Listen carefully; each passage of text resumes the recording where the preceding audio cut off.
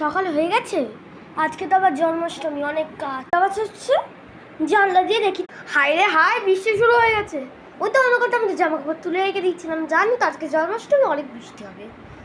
দেখি ওই ওরা দুজন কি করছে, নিশ্চয়ই এখন পরে পরে ঘুমাচ্ছে। আজকে জন্মাষ্টমী তোরা এখনো ঘুমাচ্ছিস?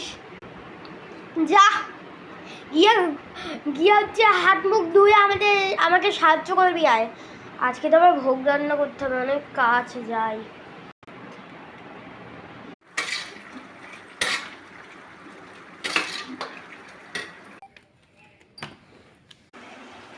ও মা, আমাকে একটা বেগুন ভাজা দাও না। আগে ঠাকুর খাবে, তারপর তুই খাবি।